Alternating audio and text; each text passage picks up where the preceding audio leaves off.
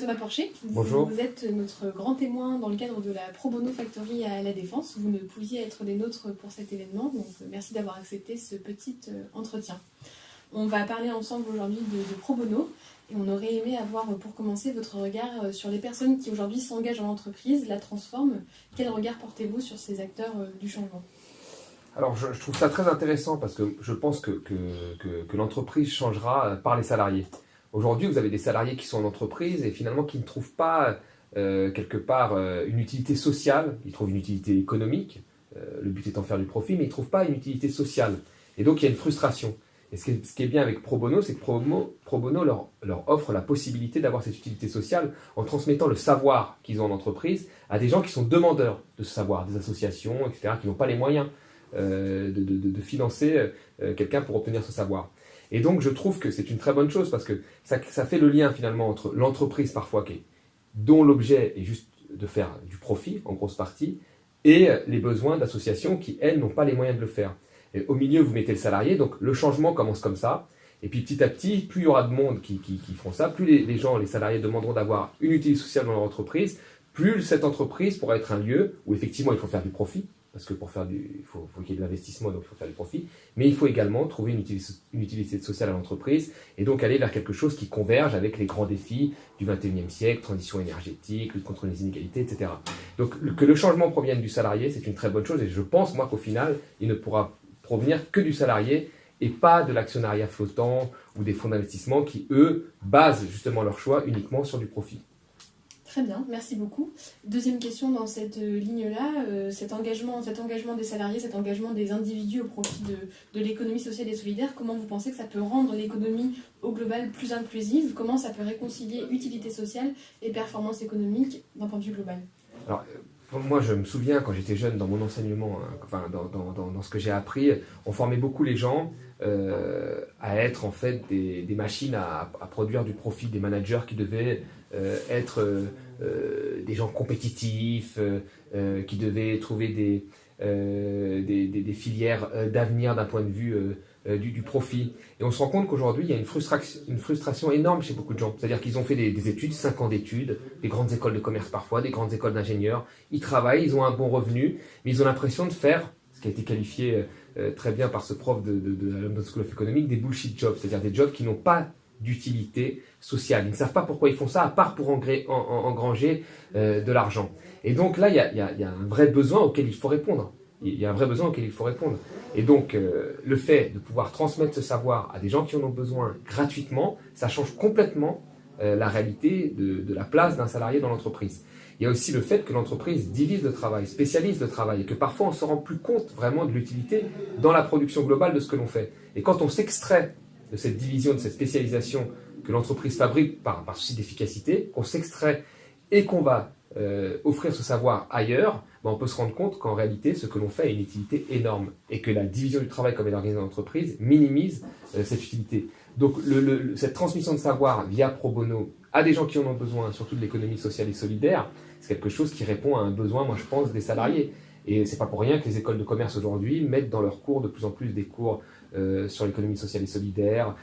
C'est pas pour rien qu'il y a des masters de développement durable même dans les grandes écoles. C'est que ça répond à un besoin et que les salariés aujourd'hui veulent plus être des machines à produire du profit et à faire du fric. Ils veulent une utilité aussi à ce qu'ils font. Alors, Pro Bono Lab a récemment repositionné sa conviction, sa vocation première, c'était la conviction des 3 cofondateurs de Pro Bono Lab. Je te l'ai présenté dernièrement, qui est toute compétence est un bien public. On voulait simplement savoir ce que tu pensais de cette vision et cette vision de société.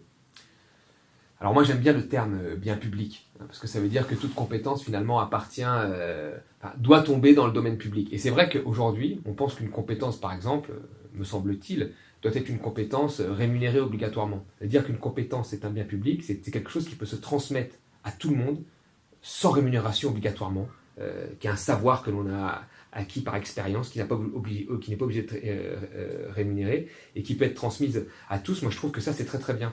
Donc la compétence, pour moi, c'est tout. Et le fait de la transmettre, c'est ça qui fait justement, qui crée même une forme de ciment dans notre société, que ce soit plus quelque chose qui passe obligatoirement par le salariat ou par la rémunération, c'est quelque chose plutôt de beau et d'important. Alors toi, tu es un économiste engagé, et c'était vraiment la raison pour laquelle on souhaitait que tu interviennes ce soir dans cette soirée.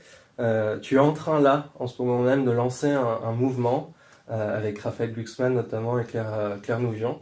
Est-ce que tu pourrais nous en dire 2 mots pour les personnes qui nous suivent ce soir? Alors, d'ailleurs, ça se croise avec ce que fait Pro Bono Lab, c'est-à-dire qu'en fait, on est parti, un petit nombre d'individus, de 4 urgences. L'urgence écologique, il n'y a pas une semaine où vous n'avez pas un appel des scientifiques qui vous dit que tout doit changer radicalement, et ça ne change pas, hein, rien ne se passe. Il y a une urgence démocratique.